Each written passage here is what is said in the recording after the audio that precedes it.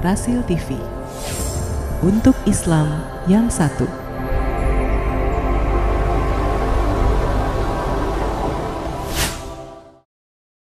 Masih bersama Parenting Solution atau solusi parenting di Rasil TV dan radio. Mudah-mudahan ini banyak mempersuasi kita untuk mengubah sudut pandang kita terhadap bagaimana hari-hari kita lalui. Ustadz, kita bisa sambil lalu ke SMS atau WA yang masuk. Yeah. Ini belum bisa jadi mewakili yang lain. Saya pahit sekali ketika saya bikin arisan, anak saya masih SMP dengan teman prianya yang sudah lebih dewasa karena sudah SMA, itu berjumbu di ruang dekat ruang tamu kami berkumpul. Saya marah atau apa yang harus saya lakukan, Ustadz? Di sini memang tidak dijelaskan berjumbunya apa, tapi bisa dibayangkan mungkin.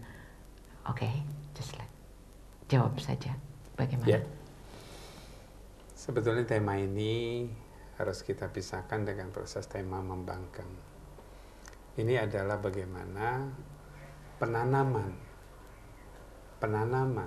nilai. Saya katakan sekali lagi kata-kata penanaman yang ada pada diri anak. Pertama, tanamkan dirinya, mengenalkan dirinya, tanamkan bagaimana dirinya, kenalkan dirinya, dan kemudian kuatkan prinsip dirinya. Ini bagian daripada akhlak yang dia akan terima. Ini bagian dari akhlak. Bukan berarti kita melarang. Kamu gak boleh pacaran, kamu gak boleh begitu, gak perlu. Ya, bukan juga kita langsung mengatakan bahwa nggak apa-apa, dia kan sudah dewasa, sudah apa. Harus kita tanamkan dia harus ke agama, suruh baca Quran, surah ini. Tidak. Kenalkan dirinya. Ketika dia mengenal dirinya, dia bisa kuat dengan dirinya, apapun dia akan tolak. Apapun dia akan tolak. Karena kalau dia sudah mengenal dirinya, dia tahu dirinya ini mana yang baik, mana yang tidak baik. Dengan otomatis, karena Allah menciptakannya dia kebaikan. Allah menciptakannya dengan kebaikan. Khalaqnal insana fi ahsani taqwim, dengan kesempurnaan. Dan Allah berikan dia adalah suatu fitrah. Fitrah ini bukan hanya sebagai putih dan suci, bukan. Tapi dia meliputi ad-din, yaitu agamanya Allah yang terseresap. Yang Allah sudah katakan di dalam rahimnya, berarti anak kita hanya dikenalkan dirinya. Ketika dia kenal, insya Allah dia tidak akan melakukan itu. Sekarang bagaimana yang terjadi? Gak perlu kita marah. Saya selalu mengatakan. Dan ini saya sering sama orang tua itu. Kenapa kita nggak boleh marah? Ya. Kenapa kita nggak boleh marah? Iya. Boleh ketika dia menentang. Maaf, nanti kita akan bahas lagi ya. Kalau dia menentang keras, dia membentak-bentak kita keras, kita akan sama-sama membentaknya kemudian turunkan. Samakan kemudian turunkan dia. Bukan kita lebih tinggi atau memaksa untuk tinggi bersama-sama. Tidak. Tapi bagaimana kita ambil bentakannya, kerasnya suaranya, kemudian kita turunkan. Itu yang terbaik. Oke, saya lanjut kembali dengan WA dari Ibu Umi Amirah. Materi yang Ustadz paparkan mirip sekali dengan anak kami 6 tahun yang sering sekali menentang. Disuruh belajar, suka-suka. Disuruh yang lain suka-suka. Kemudian dia ini termasuk anak yang aktif dalam bermain. Ketika bermain di lingkungan sekitar banyak tidak disukai, kurang disukai oleh teman-temannya, bahkan orang dewasa kurang menyenangkan baginya. Misalnya permainan anak ini adalah main korek api di kebun, nggak sengaja daun pisang kering terbakar. Main dorong-dorongan menyebabkan nggak sengaja temannya tersungkur terjatuh. Akhirnya anak saya ini dibully, dijauhi oleh teman-temannya, bahkan oleh ibu-ibu warga sekitar yang ikut menganggapnya sebagai orang tuanya, ikut dianggap kami sebagai orang tua yang kurang bagus dalam mendidik anak. Padahal abinya seorang guru, Ustadz. Bagaimana kami harus menjelaskan kepada mereka? Tidak perlu dijelaskan. Tolong dijawab. Tidak perlu kita menjelaskan, Ibu Amira. Tidak perlu kita menjelaskan. Yang kita perlukan apa? Merubah anak kita. Merubah anak kita. Bagaimana kita merubahnya? Kalau kita perhatikan. Sebelum kita merubah, kita perhatikan dulu. Apa yang membuat dia dibully? Kenapa kok dia memegang ataupun bermain dorong-dorongan sehingga anak itu terjatuh? Karena refleks tangannya. Karena refleks tangannya. Dan dia tidak pernah tahu kekuatan tangannya. Seberapa besar dia mendorong. Untuk jatuh atau tidak tahu. Cuma dia hanya menjaga tetapi kemudian dia mendorong. Padahal dia nggak punya niatan untuk mendorong. Saya yakin itu. Ketika dia main korek atau dia melempar satu benda. Dia nggak sengaja melempar tapi kemudian kena kaca dan terjatuh. Namun karena dia dimarahi, domelin, awas yang lempar kaca ya, yang terpikir, yang terpola adalah disuruh melempar kembali, maka dia melempar lagi. Oke. Jadi yang kita lihat, yang kita perhatikan bukan memberikan penjelasan, oh anak saya begini, nggak perlu. Tapi bagaimana merubah anak kita agar supaya anak kita tidak terbuli lagi.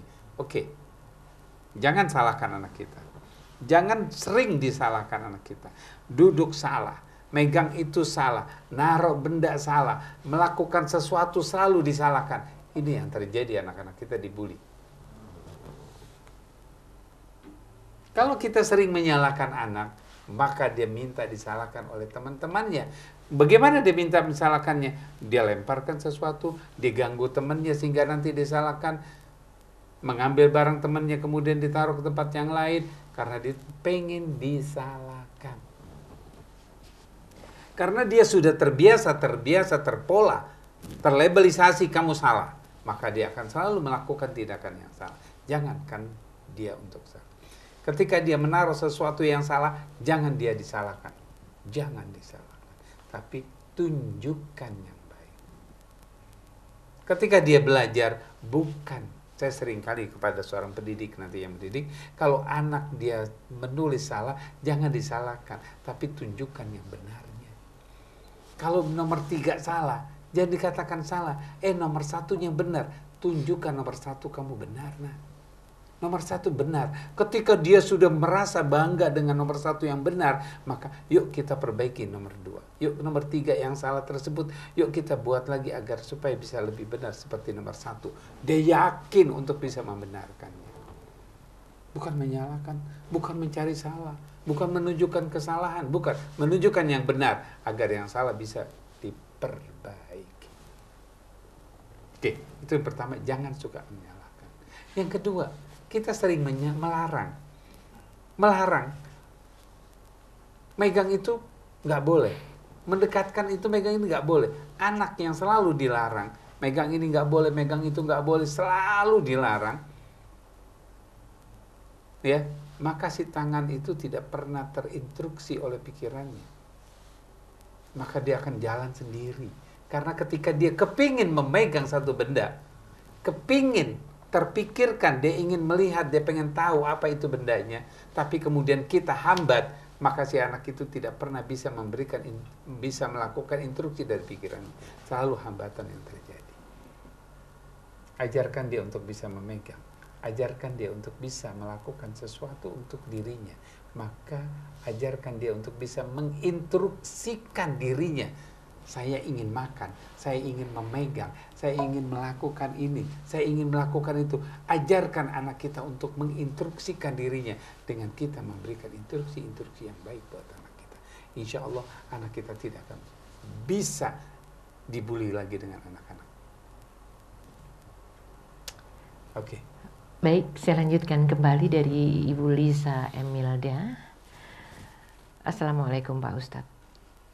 Ada anak kecil laki-laki kelas 1 SD, dia tetangga saya, benci sekali sama ibunya.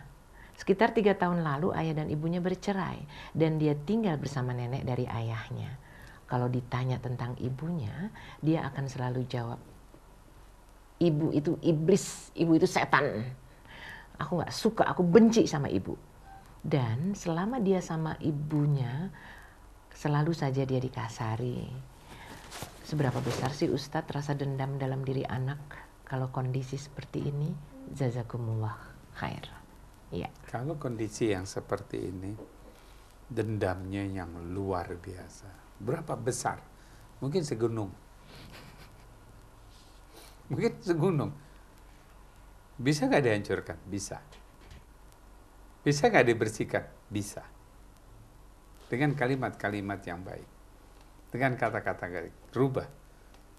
Tapi saya kan tetangganya. Ya, berikan di kalimat-kalimat baik kalau kita sebagai tetangganya. Kalau kita sebagai ibunya, rubah perilaku kita. Peluk dia. Ada suatu kisah. Seorang anak, dia tidak pernah diterima sama orang lain.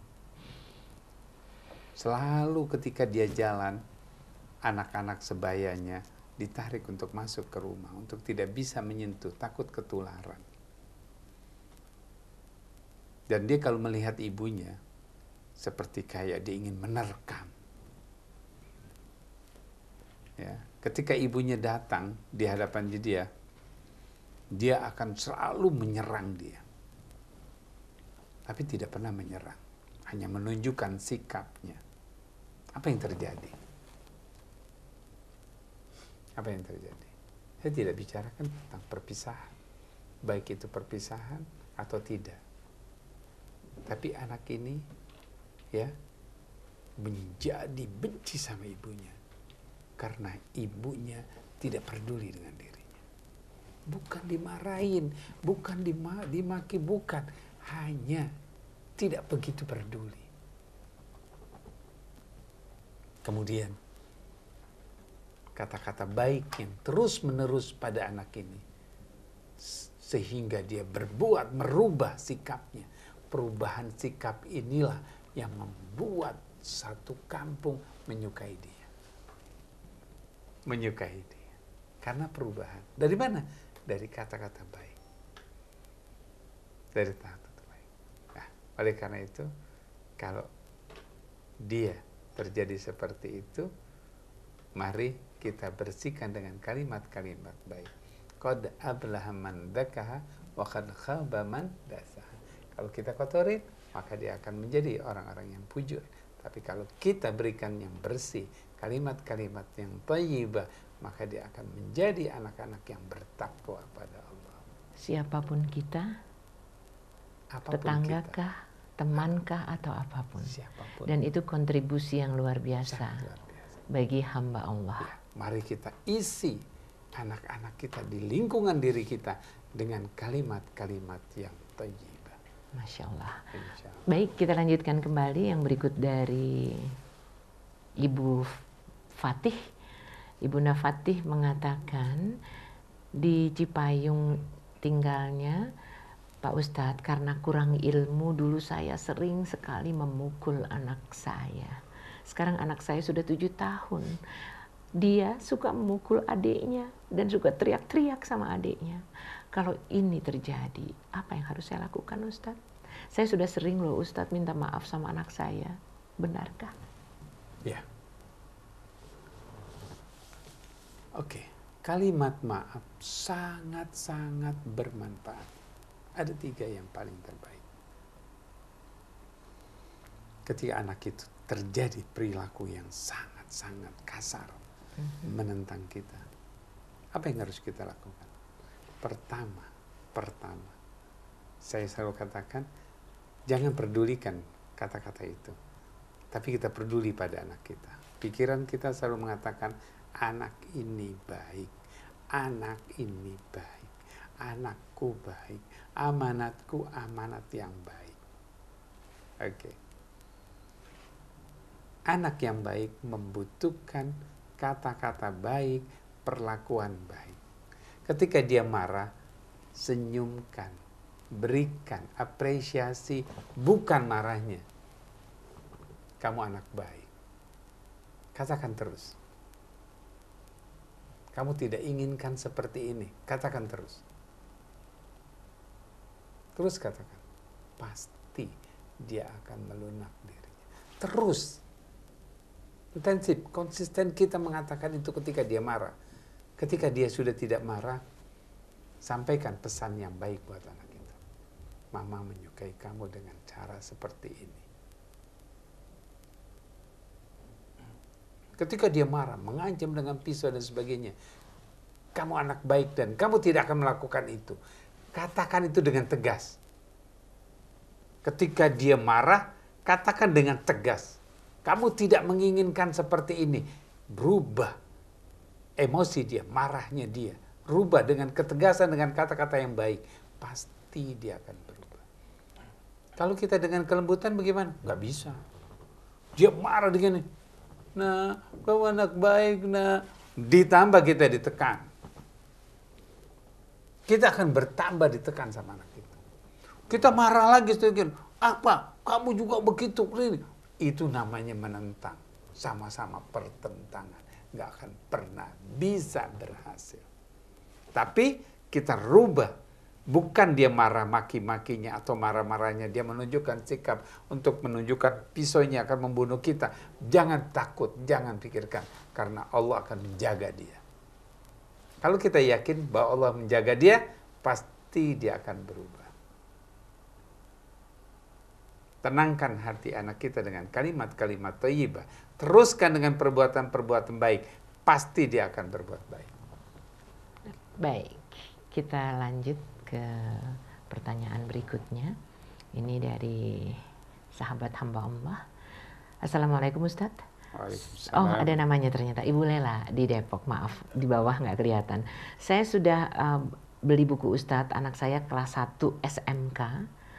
Dia suka marah-marah, hanya masalah sepele. Ngamuk, banting pintu, lempar benda yang ada di sekelilingnya. Bahkan berani menendang dan memukul, bahkan mengancam dengan pisau. Astagfirullahaladzim. Bagaimana saya menghadapi anak yang sering berbuat menganiaya saya, Ustadz? Astagfirullahaladzim. Kita perhatikan. Kata pertama dulu, sebelum dia melakukan yang lainnya. Membanting pintu. Berarti ada refleks tangan yang tidak sengaja. Nah, ini yang harus kita clearkan dulu. Kita clearkan si tangan ini. Nah, ketika tangannya itu refleks, yuk kita pegang dia. Kita remes. Kita remes-remes pertamanya. Tangannya kita remes-remes. Kalau kebetulan dia lagi tenang, kita remes tangannya. Dekatkan, eluskan tangan ini. Eluskan. Katakan baik pada tangan ini. Kemudian kita berikan sesuatu pada anak itu agar supaya anak itu memegang, menerima. Ini perlakuan yang sederhana tapi baik. Kemudian suruhkan tangan ini untuk memberikan kepada yang lain. Instruksikan. Seperti yang tadi saya katakan, ajarkan anak untuk menginstruksikan tangannya memberikan pada lain. Nah, tolongkan berikan ini kepada papamu. Berikan, kita bisa. Kalau dia mengatakan, mama aja. Jangan marah, biarkan. Besok lakukan lagi. Kerjakan lagi. Jangan marah. Karena kita sedang berproses untuk merubah anak itu. Ya Allah. Kalau dia berubah, satu ini berubah. Saya yakin selanjutnya akan berubah. Teruskan perlakuan ini. Insya Allah. Saya jamin kalau ini dilakukan berubah. Perhatikan di buku itu. Pertama, kenalkan. Oh, dia marah, dia memukul, dia membanting. Apa yang terjadi? Karena dia tidak selesai. Saya ingat yang tadi saya sampaikan. Dia memegang, nggak boleh. Mau begitu, nggak boleh. Pada saat itu sudah terakumulatif. Maka yang keluar adalah membanting tangan. Marah. Nah, oleh karena itu, perhatikan, lakukan sesuatu yang baik buat dia. Banyak sekali. Baiklah, sayang sekali waktunya kurang banyak, tapi ini satu lagi dari Ibu Foni di Kalibata. Putri saya 8 tahun dan 11 tahun. Seringkali kalau disuruh sholat, membersihkan kamarnya, belajar atau mandi, selalu dikeluarkan dari mulutnya, Ya elah, apaan sih? Itu. Dilakukan atau tidak? Padahal saya selalu mencontohkan yang baik. Oke. Dan saya sering nasihati kalau itu nggak baik, dosa. Saya sering sedih. Tapi anehnya saya suruh 1 kali, 2 kali, 3 kali tidak respon. Yes. Baru nada saya tinggikan, saya Baru dia bentak. melakukannya. Baru deh, tapi akhirnya saya menyesal. Karena meskipun mereka kemudian bergerak. Apakah harus selalu saya lakukan nada tinggi agar mereka mau menjalankan perintah saya? Maukah kita melakukan itu terus-menerus? Capek deh. Sampai dia sudah dewasa dan dia punya anak. Itu tentunya kita nggak mau. Nah, oleh karena itu perhatikan saja ya. Ketika kita menyuruh dia mandi, membersihkan tempat tidur dan sebagainya, pasti ada kalimat-kalimat yang membuat kupingnya dia tidak betah. Seperti yang tadi dikatakan. Please deh, ayo dong, kamu tuh gimana? Apa saja yang membuat kuping dia tidak betah. Tapi kalau kita menyuruh, nah, bersihkan tempat tidur kamu. Mama yakin kamu bisa. Tinggalkan. Dia nggak kerjakan, kita lakukan. Yuk, kamu bantuin mama membersihkan. Kamu ambilkan ini dulu, kamu kerjakan ini. Ajarkan dia. Dengan memberikan, bukan mencontohkan, kemudian tidak bisa seperti itu. Perbuatan baik itu diberikan contoh dan diajak. Ditunjukkan, kemudian diajak. Ditunjukkan, kemudian diajak.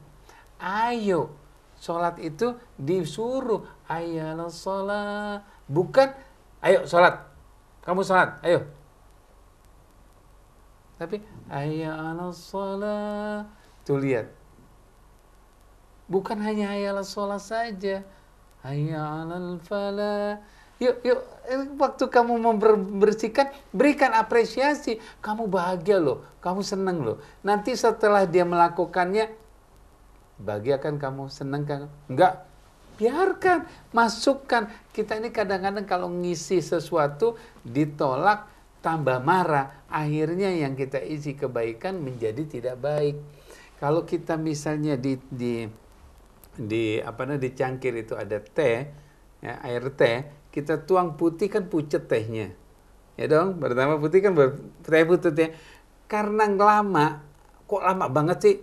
Kesel kita, tambahin teh lagi. Airnya jadinya warnanya merah lagi. Oke, sama.